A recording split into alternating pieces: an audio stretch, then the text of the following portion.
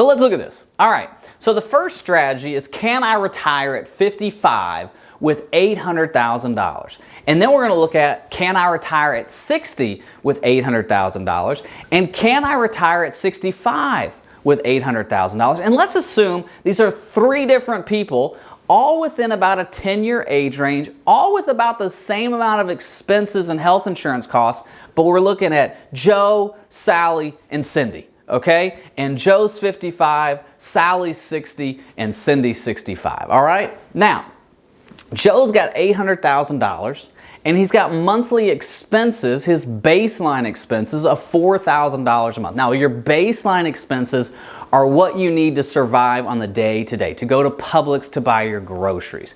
What do you need for the guy who cuts your yard? What do you need for just your baseline expenses, your water bill, your cable bill, whatever your bills are that you cannot live without, that's your baseline expenses. So for Joe, it's $4,000 a month. Now, Joe's 55 years old.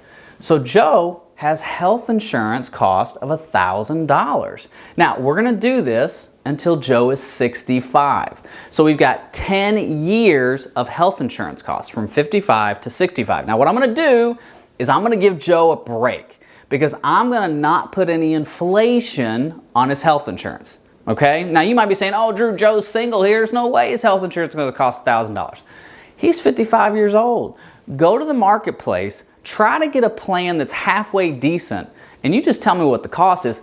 Keep in mind, you might be able to get a subsidy depending on how your income is distributed from your retirement assets, but for most of us working folk, we're saving money in pre-tax vehicles like 401ks and IRAs, and that's going to show up on our tax return, and that's going to hurt us when it comes to getting that subsidy for health insurance. So Joe's 55, he's got $800,000. Let's say it's in his 401k, and we're going to use the rule of 55, which means that he can pull money out of his 401k if he retired in the year that he turned 55 from his current job. It's all in his current 401k, so he can use it without paying a penalty. Now say that 10 times fast. So from age 55 to 67, we've got $4,000 in expenses, of which we're going to put 3% inflation on, okay? We've got $1,000 in health insurance, which we have no inflation on, and we're going to earn 6% a year on our $800,000. Now, from 55 to 67, that's 12 years of expenses. At 65, his health insurance falls off. He's going to go on Medicare, maybe a Medicare Advantage plan. He's going to have a free plan. At 67, he's got $175,236.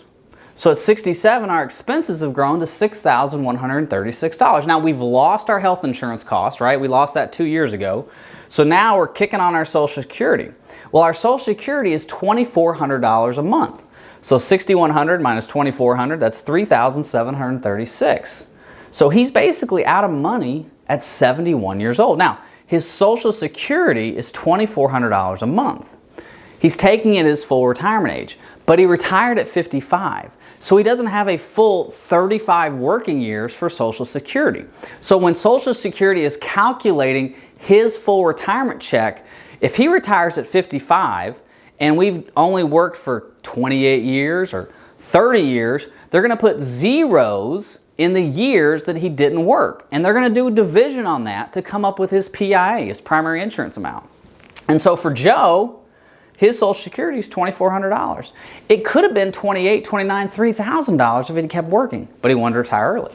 So in this case, we're out at 71. So this is a scenario that we've really got to be cognizant of because we have health insurance costs and we have a lower Social Security because we stopped working. All right, let's go to Sally, right? Sally was the middle one. I think Cindy was the far one. So Sally's 60. Sally's got $800,000, all right? We're going to look at the same expenses, same health insurance. The only thing that's changing is age, okay? So Sally's worked till 60, and she saved $800,000 by the age of 60. Now, her expenses are the same as Joe. She's got $4,000 in baseline expenses. She's going to have a health insurance cost of $1,000 for 5 years, so 60 to 65. And then at 67, she's going to kick on Social Security. Now, we're going to earn 6% on this $800,000 in the market, and we're going to have 3% inflation.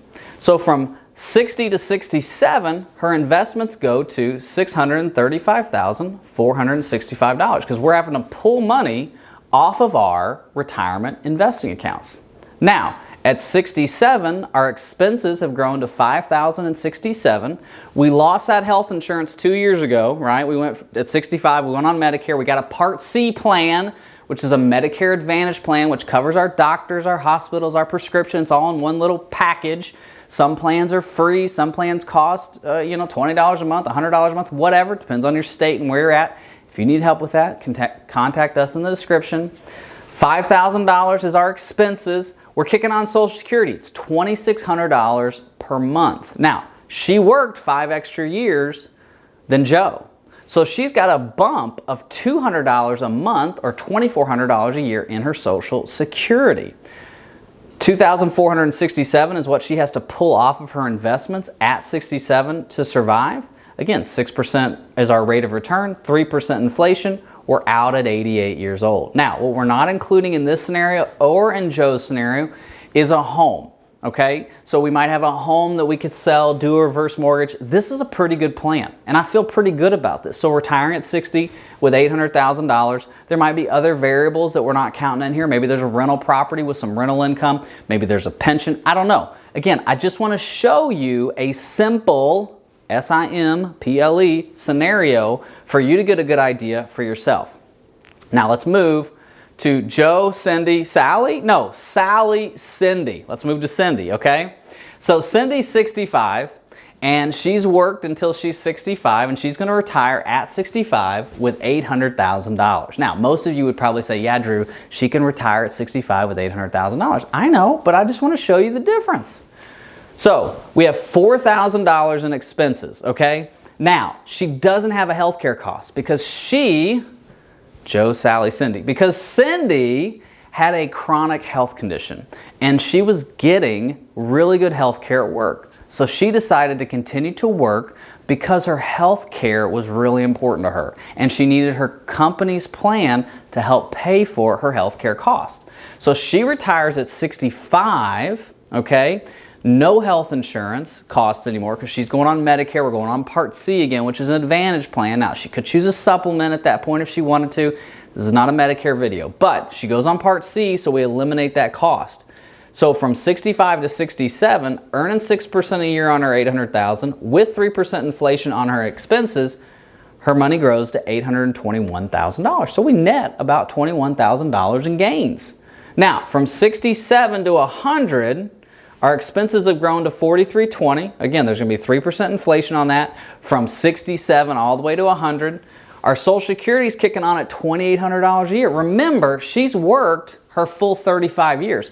So when Social Security goes to calculate her PIA, her primary insurance amount, they're taking a full 35 working years into account, and they're dividing that by 35 to get an indexed formula, which finally gets your PIA. It's like Russell Crowe, A Beautiful Mind on a blackboard a lot of times. Okay, so $4,320 is her expenses, $2,800 is Social Security, so she needs $1,500 a month, right? Now this is going to be inflated from 67 on. We're using the Your Financial EKG software when we're doing this, and at 100, she has $1.4 million.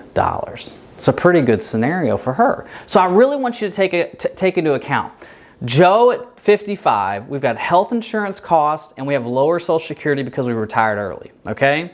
Sally retired at 60, we still have that health insurance. Again, we have a lower Social Security amount. And then Cindy worked all the way to 65, so she got a full Social Security amount and she didn't have that health care cost. So you've got to understand what are some of the pitfalls if I decide to retire early. And hey, if you want to go through a financial EKG with me, look in the description below, smash that like button, subscribe to the channel. Thank you so much for watching. God bless. Bye-bye.